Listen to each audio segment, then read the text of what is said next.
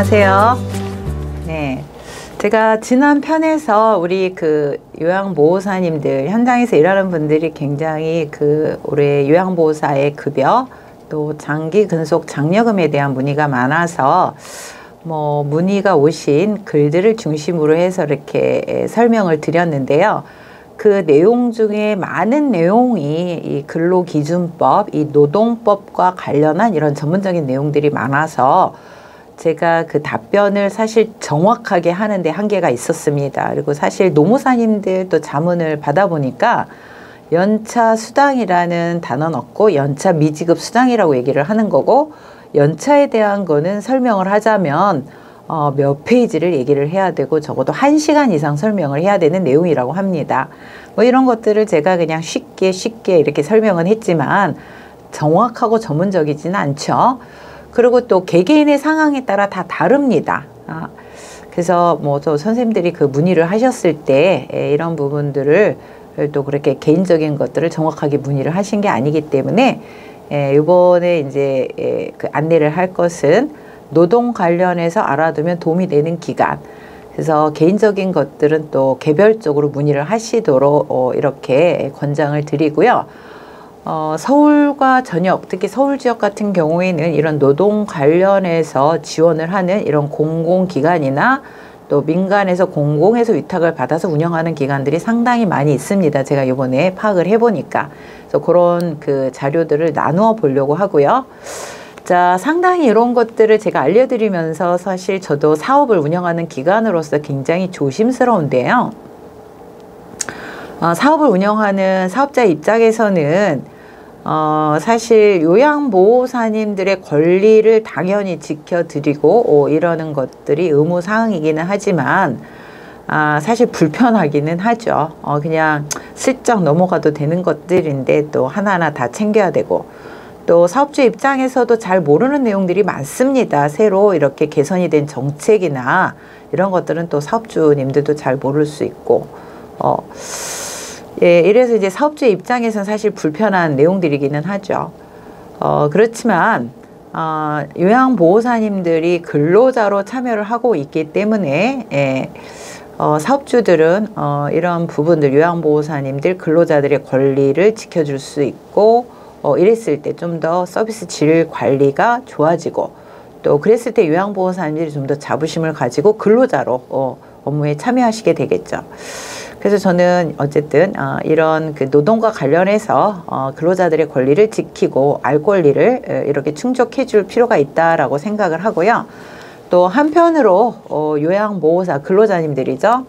근로자인 저희 요양보호사님들의 또 입장에서 보면 본인의 권리에 대해서 당연히 알 권리가 있고, 본인의 권리에 대해서 알 이런 권리들이 있으시고요. 그 다음에 또 요양보호사님들 근로자로서 본인이 어떤 처우라든가 이런 것들에 대해서 요구할 권리들이 있으시죠. 하지만 현장에서 이런 요양보호사님들을 자주 봅니다. 이런 권리에 대해서는 되게 민감하신데요. 어르신들이나 또 이용자님들에 대해서 함부로 이렇게 말을 하거나 그 어르신들을 함부로 대하거나, 또 정해진 시간을 지키지 않는다든가, 또 기관에서 지시하는 내용, 안내하는 내용에 대해서 굉장히 비협조적이시고, 또 이런 직무교육 같은 경우에도 굉장히 불성실하시고, 특히 방문요양에서 일하는 요양보호사님들은 1년에 한 번씩 직무교육에, 법정 직무교육에 참여를 하셔야 되죠. 근데 1년에 참여해야 되는 직무교육도 오지 않는 분들이 있으세요. 시간을 지키지 않는다든가, 그날 늦잠을 자서 못 온다든가, 그냥 오고 싶지 않아서 결석을 했다든가, 이렇게 불성실한 분들도 있고요. 또 기관에서 매달 원래회를 진행을 하죠. 간담회 이렇게 진행을 하는데, 이런데 한 번도 참석하지 않고, 또 기관에서 안내하는 여러 가지 이런 자기 요양보호사들의 역량개발 이런 그 교육이라든가 이런 데 굉장히 그 불성실하게 이렇게 참여하지 않는 분들이 있으세요. 그러면서 이제 권리를 또 굉장히 요구하는 분들도 있으시죠.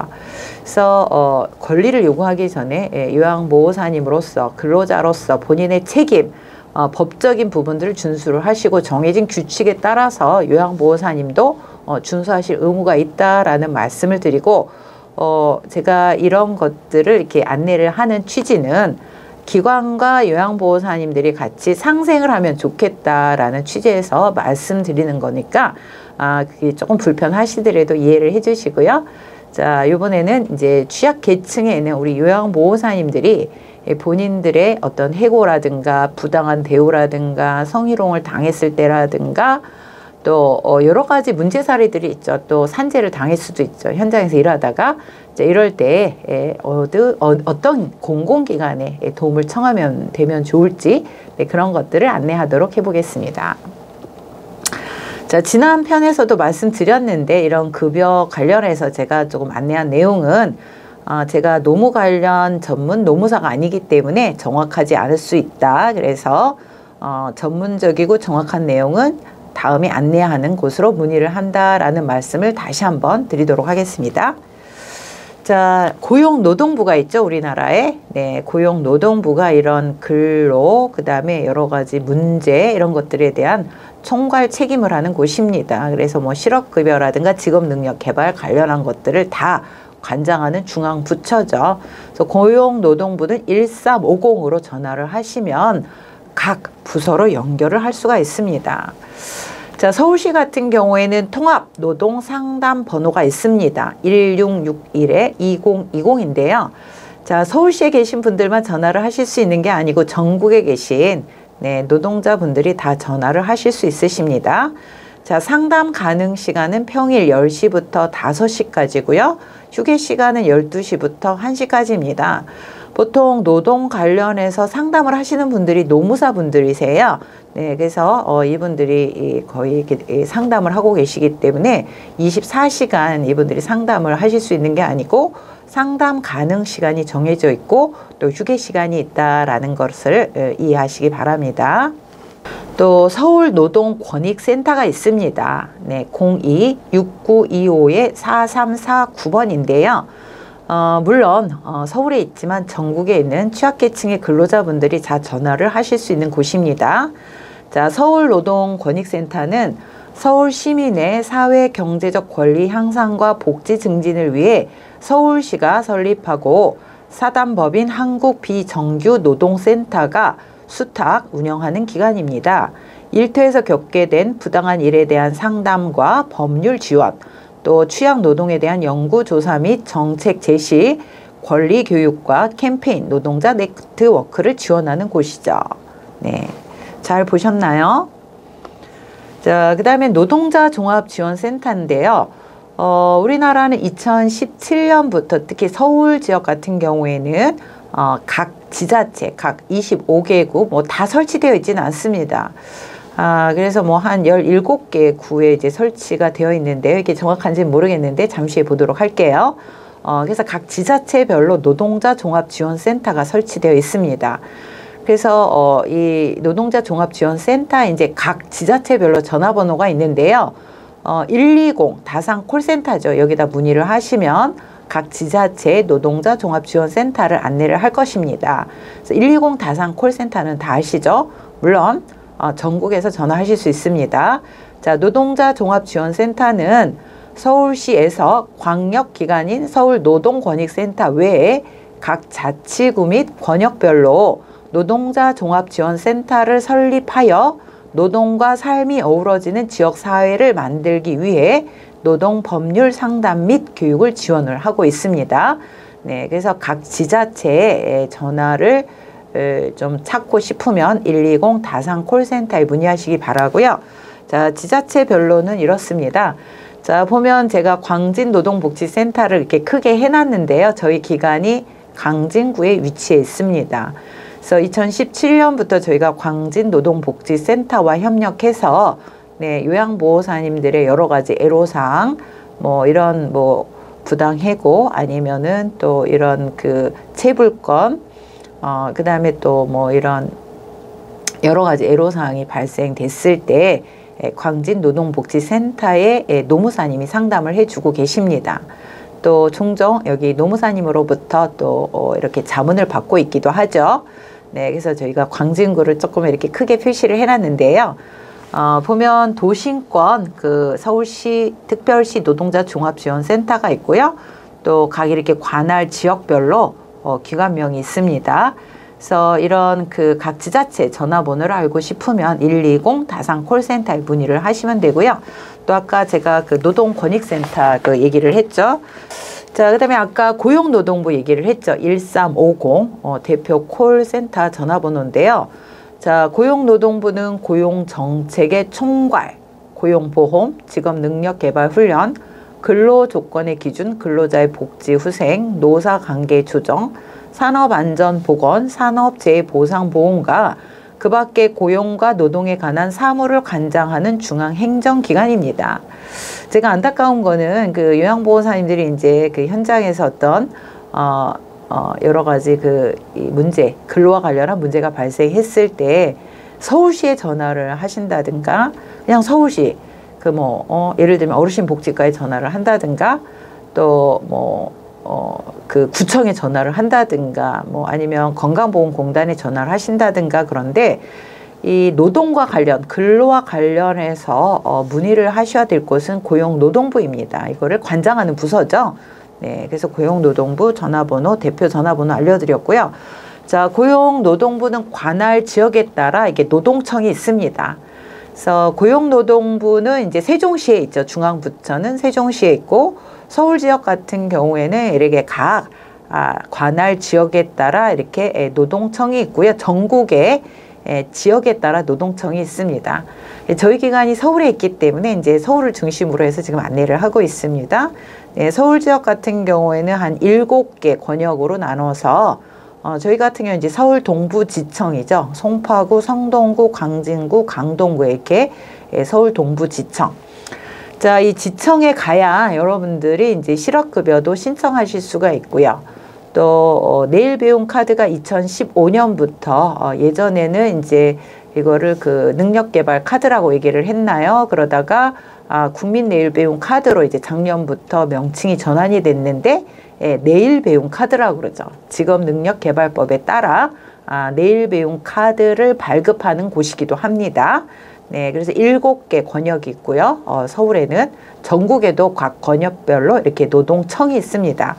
그래서 좀 전에 말씀드린 것처럼 지역 같은 경우에는 각 지청의 전화번호를 알고 싶으면 고용노동부에 전화해서 지역별로 알아보시면 됩니다.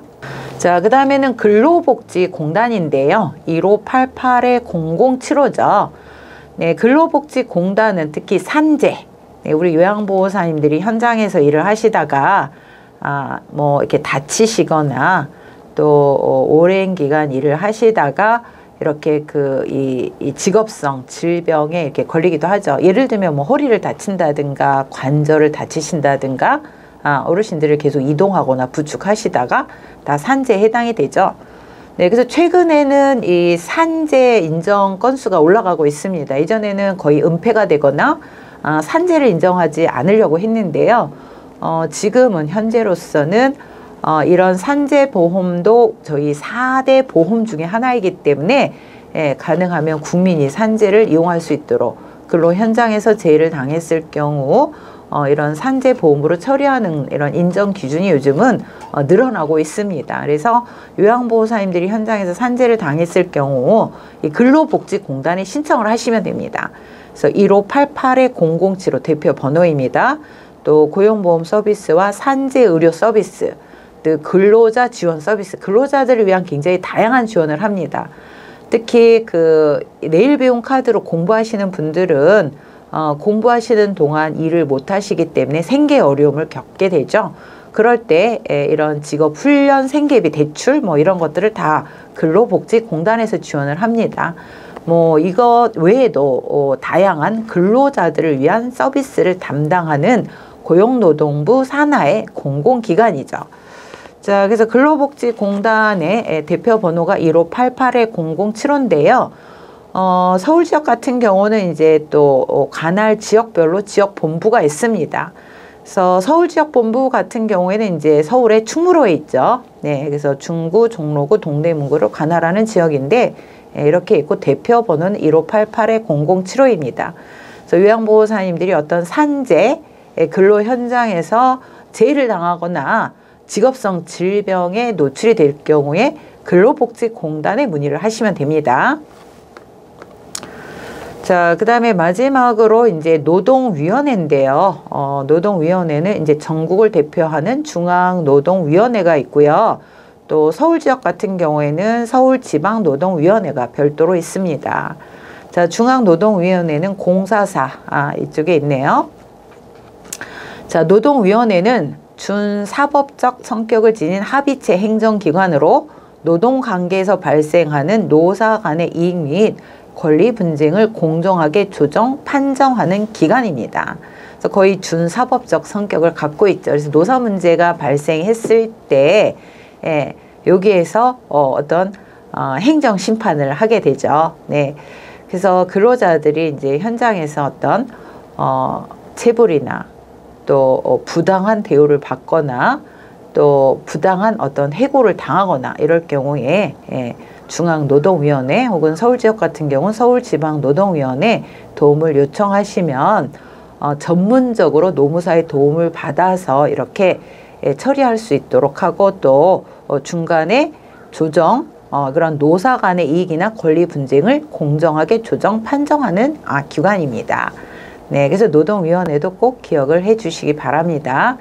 자, 그래서 제가 이런 것들을 알려드리는 목적은 사업주와 요양보호사의 갈등 관계를 심화시키기 위해서 이렇게 제가 알려드리는 게 아니고 좀 더 근로자인 요양보호사들의 권리를 보장하고 또 요양보호사들은 이런 근로자로서의 자부심을 갖고 또 본인의 권리를 당연히 알 권리를 가지고 있고 자부심을 가지고 일하시고 그러면서 좀 더 이런 권리가 보장이 될 때 서비스의 질을 유지할 수가 있죠. 그래서 사업주나 저희 서비스 제공 기관들이나 요양보호사가 좀 더 협력하는 자세로 서로 간의 권리와 발전을 위해서 노력하고 상생하는 관계가 되기 위해서 이렇게 제가 노력을 하고 있고요. 그런 차원에서 이해를 해주시고 좀 더 궁금하신 내용은 댓글로 남겨주시기 바랍니다. 그리고 구독자분들 제가 맨날 이렇게 잊어버리고 있는데요. 저희 요양TV가 이제 구독자분들의 많은 지원을 통해서 5,000명대를 육박하고 있습니다. 잊어버리지 마시고 구독과 좋아요를 눌러주세요. 네, 감사합니다.